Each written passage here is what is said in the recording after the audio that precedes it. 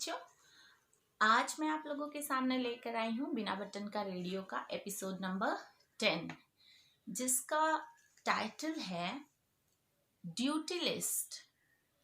हम जिंदगी में हमेशा अपने हक के पीछे भागते हैं, अपने राइट्स के पीछे भागते हैं कि हमारा क्या क्या हक है, माँ बाप के ऊपर हमारा क्या हक है, स्कूल से हमें क्या क्या चीज़ें लेनी है, बाकी आसपास जितने भी लोग हैं, हमारे रिश्तेदार हैं, उनसे हमें क्या हक लेना है।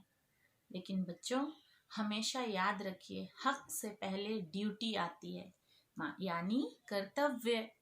तो आज का एपिसोड कर्तव्य के ऊपर ही निर्धारित है। शांतिवन की शांति की वजह जानने के लिए सारे वन के जो राजा थे वो बहुत व्याकुल थे कि आखिर शांतिवन में ऐसा होता क्या है कि वहाँ का राजा बहुत ही शांत, स्थिर और बहुत ही आराम से अपने वन में अच्छाइयाँ ही बढ़ाता जा रहा है, और बाकी वन वाले थोड़े परेशान थे। वो जानना चाहते थे अच्छी आदतें जो शांतिवन के जानवरों ने सीखी थी, अपनाई थी, और इसलिए पास के ब्रह्म वन के जो राजा थे उन्होंने अनुरोध किया शांतिवन के राजा से कि हम आपके यहाँ आकर के एक भ्रमण करके देखना चाहते हैं कि सारे घरों में, सारी जगहों में ऐसी क्या बात है कि शांतिवन इतना फलता फूलता है। मैं ये भी सीखना चाहता हूँ कि आखिर यहाँ पे ऐसी क्या बात है जिसकी वजह से यहाँ के सभी जानवरों के बीच भाईचारा, प्रेम भाव और अपनापन है। यहाँ के लोग एक दूसरे से, यहाँ के जानवर एक दूसरे से लड़ते नहीं, झगड़ते नहीं। ये सारी चीज़ें मैं जानना चाहता हूँ, मैं सीखना चाहता हूँ, और इसीलिए उन्होंने एक अनुरोध पत्र राजा को भिजवाया था कि क्या मैं आकर के शांतिवन का भ्रमण कर सकता हूँ।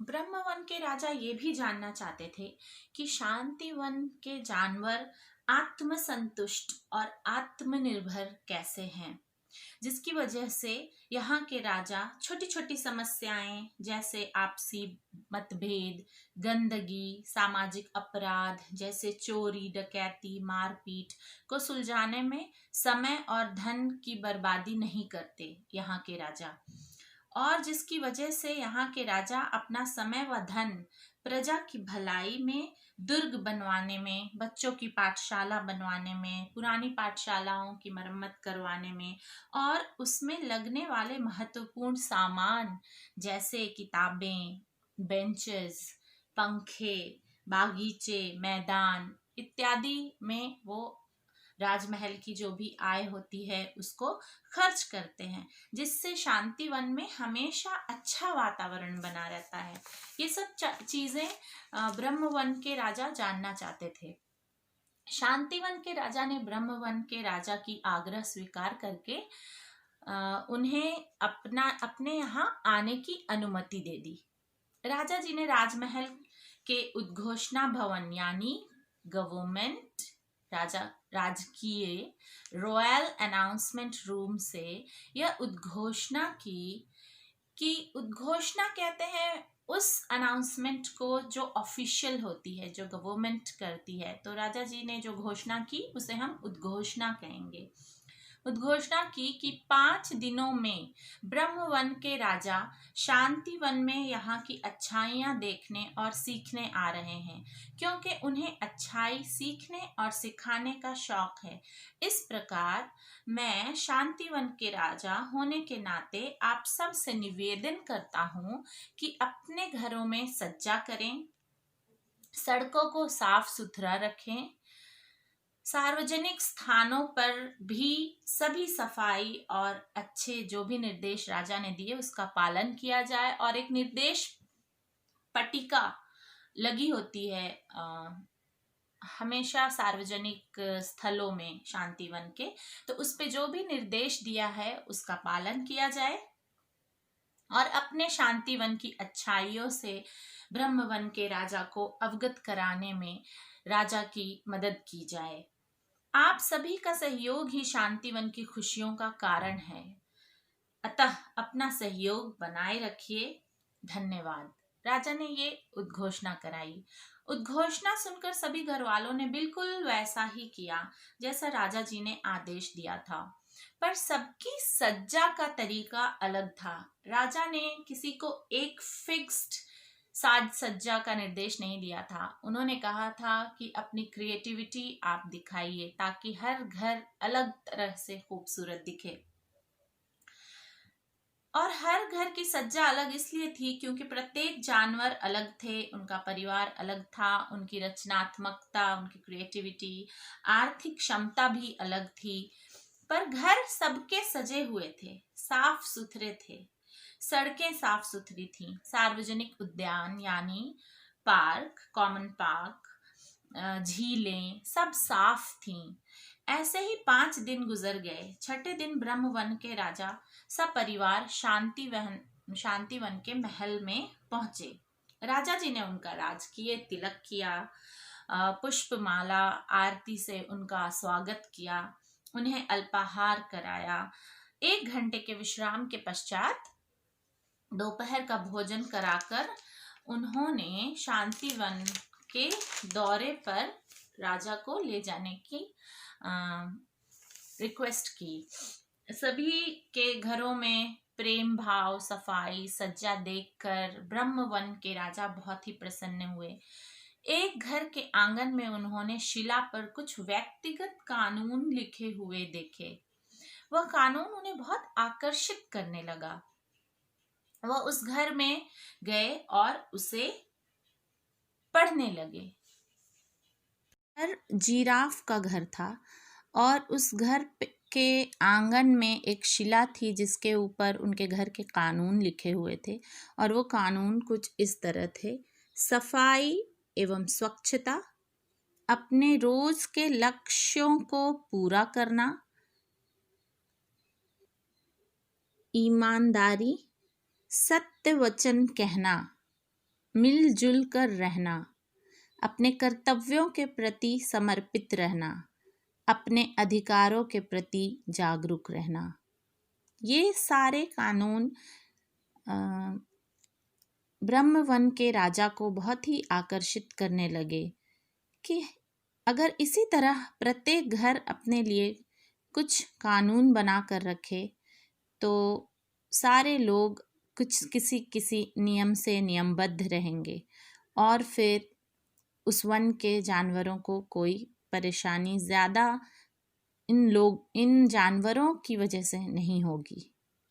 आज राजा जी उन कर्तव्यों और घर के जो रूल्स थे, कानून थे, उन्हें पढ़ने के बाद बहुत ही खुश हो गए और आगे चले तो उन्हें रोशनी का घर दिखाई दिया।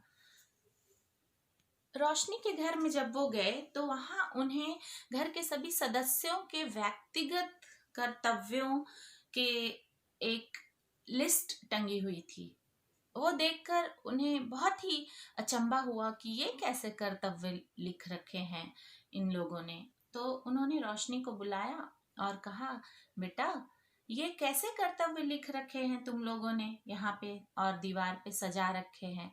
तो रोशनी ने कहा, हम 4 सदस्य हैं घर में और हमारे बाबा ने हम चारों के लिए ही 3 शीर्षक दिए थे, जिसके मुताबिक हम सबको उन्होंने कहा था कि अपने अपने हिसाब से इन 3 शीर्षकों को ध्यान में रख करके कुछ कर्तव्य की लिस्ट बनाओ।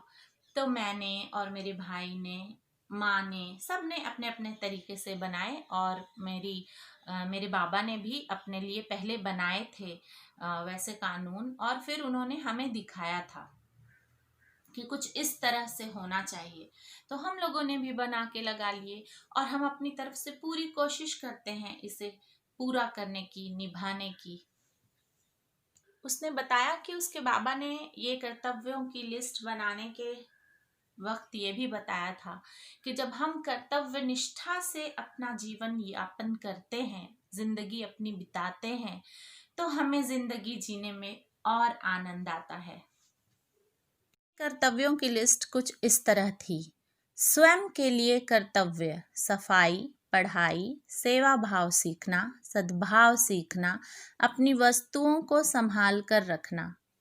रोशनी के परिवार के लिए कर्तव्य, माता पिता की सेवा, घर की सफाई का ध्यान रखना, भाई से प्रेम भाव रखना, माँ का हाथ बटाना, परिवार की एकता में अपनी भूमिका छोटी ही सही पर महत्वपूर्ण अदा करना।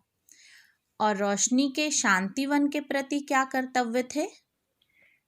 शांतिवन के प्रति उसके कर्तव्यों में सबसे पहले आता था सद्भाव से सामाजिक वातावरण अच्छा रखना, सार्वजनिक स्थलों को गंदा नहीं करना, गलत व्यवहार के प्रति सतर्क रहना, अच्छाई फैलाना, शांतिवन का मान बनाए रखना एवं अपने कर्तव्यों का पालन करके शांतिवन का मान बढ़ाने की कोशिश करना। शांतिवन का दौरा करके ब्रह्मवन के राजा जी बहुत ही पुलकित थे, बहुत ही खुश थे। उन्होंने राजा से वापस जाने की अनुमति मांगी। राजा ने कहा कि आज तो पूरा दिन आप थक चुके हैं राजा जी, आज रात्रि भोज करके आराम कर लीजिए। कल प्रातः काल होते ही सुबह की आरती और नाश्ता करके, सुबह का नाश्ता करके आप अपने वन के लिए निकल जाइएगा।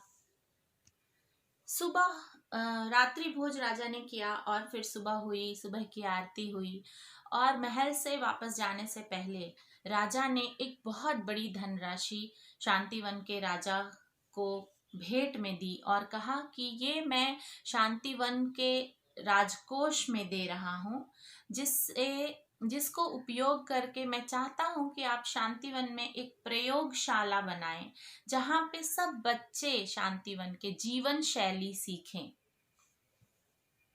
वैसे तो शांतिवन के सभी जानवर बहुत ही अच्छी जीवन शैली को दर्शाते हैं, लेकिन मैं चाहता हूँ कि ये जीवन शैली इस तरह से व्यर्थ ना हो जाए, आने वाली जो भी पीढ़ी है उस तक ये जीवन शैली पहुँचे, ताकि आने वाले वक्त के लिए ये इतिहास ऐसा बने कि आने वाले बच्चे इसे पढ़कर जाने कि हमारा शांतिवन इतना अच्छा क्यों था और अच्छाइयाँ पीढ़ी दर पीढ़ी बढ़ती रहें और इन सारी अच्छाइयों को सीखकर अगले पीढ़ी के बच्चे अपनी पीढ़ी की भी कुछ अच्छाइयाँ इनमें जोड़ते जाएं और इस तरह पीढ़ी दर पीढ़ी ये जीवन शैली की प्रयोगशाला बच्चों को जीवन जीने के सदा हमेशा अच्छे कानून, कर्तव्य निष्ठा के साथ सिखाते जाएं, तो यहाँ की शांति बनी रहे।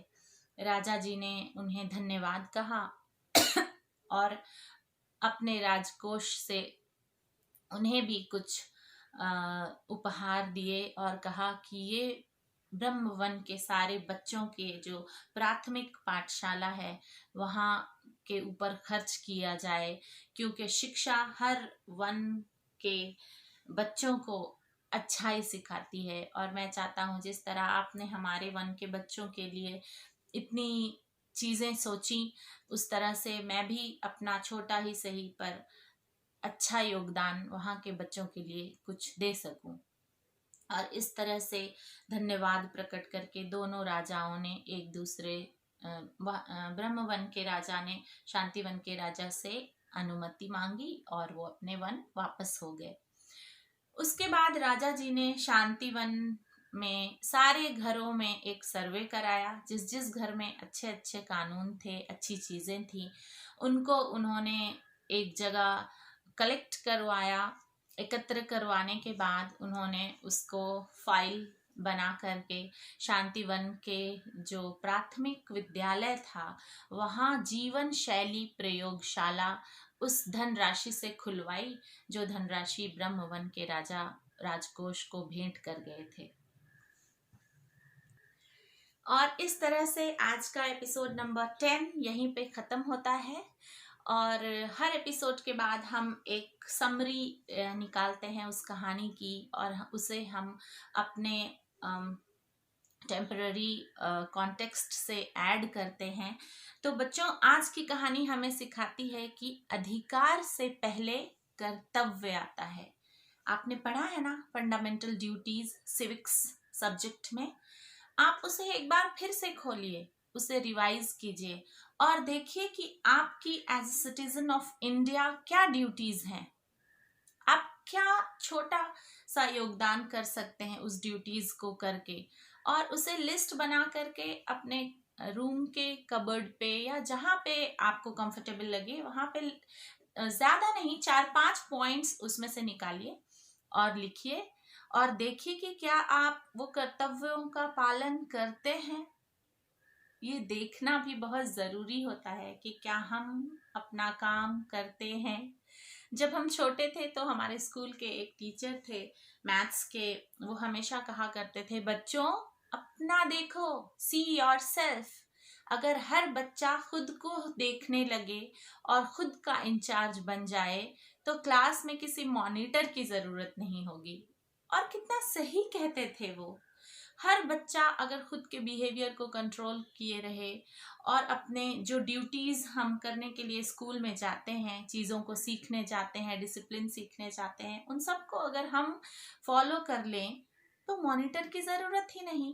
और इस तरह से जब सारे सिटीजन बड़े होकर के हमारे देश में अलग अलग फील्ड में जाएंगे और वो अपनी कर्तव्य निष्ठा से खुद ही बंधे होंगे तो उनके ऊपर हर वक्त पुलिस, ट्रैफिक पुलिस और लॉ एंड ड्यूटी के ऑफिसर्स को पीछे पीछे नहीं पड़ना पड़ेगा। तो ये चीज़ एज अ टीचर मैं अपने बच्चों को स्कूल में भी सिखाती हूँ, अपने बच्चों को भी सिखाती हूँ। टीचर तो सबको एक जैसी चीज़ें सिखाती है अच्छी, और खुद भी सीखती हूँ, करने की कोशिश करती हूँ। कभी ट्रैफिक रूल तोड़ने की कोशिश नहीं करती, कभी सड़क पे चलते हुए खा करके इस तरह से रैपर नहीं फेंका करती। सार्वजनिक स्थलों पे जो भी निर्देश लिखे होते हैं उन्हें पालन करती हूँ। और इसी तरह मैं चाहती हूँ कि मेरे देश का हर बच्चा इसे करे, क्योंकि हमारा देश हमसे बनता है। 130 करोड़ की जनता देश बनाती है। कानून तो सरकार बनाती है, लेकिन उसका पालन करने का जो कर्तव्य होता है वो हर एक भारतीय का होता है। तो इसका पालन कीजिए। कानून हमारे लिए बनाए जाते हैं, हमारी सुरक्षा के लिए बनाए जाते हैं। कर्तव्यों का पालन कीजिए, वो हमें एक अच्छा इंसान बनाने के लिए बनाए जाते हैं। और फिर इसी तरह जीते रहिए, खुश रहिए, आबाद रहिए। जय हिंद। Once again, stay blessed.